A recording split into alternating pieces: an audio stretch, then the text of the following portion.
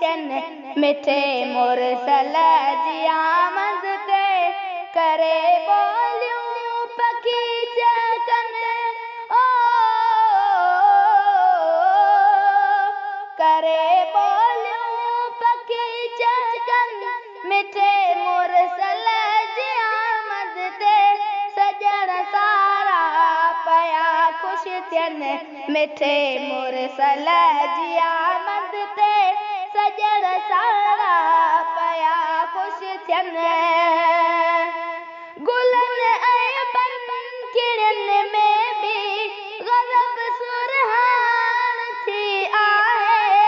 गुलनि ऐं पंखिड़ियुनि में बि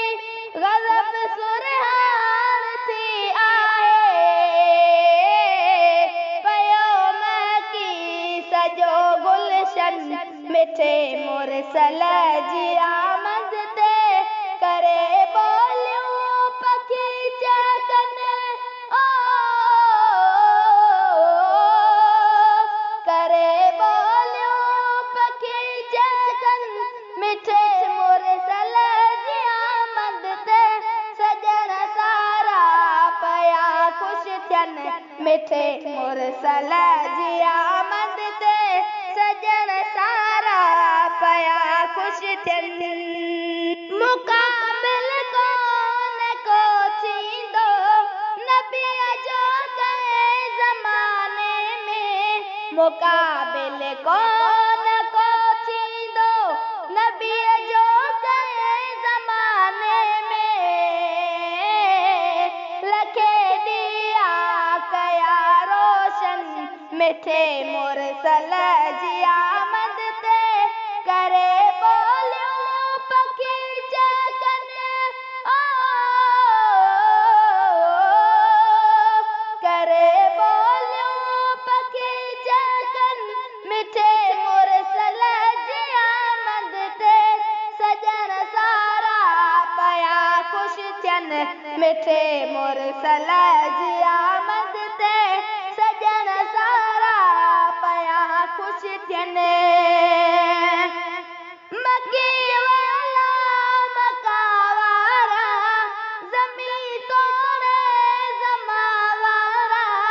मकी वाला मका वारा ज़मीं तोड़े ज़मा वारा सलामीअ कान पिया पहुचनि मिठे मुरसल जी आमद ते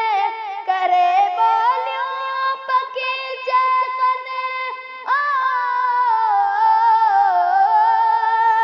करे ॿोलियूं पखी चहकनि मिठे मुरसल जी आमद ते सजण सारा पया ख़ुशि थियनि मिठे मुरसल जी आमद ते सजण सारा पया ख़ुशि थियनि ग़रीबनि बेसहारनि जो सभिनी तकवा गुज़ारनि जो ग़रीबनि बेसहारनि जो सभिनी तकवा गुज़ारनि जो अची वियो मालिक मौसन मिठे मुरसल जी आमद ते करे ॿोलियूं पखी चहकनि ओ करे ॿोलियूं पखी चहकनि मिठे मुरसल जी आमद ते सजण सारा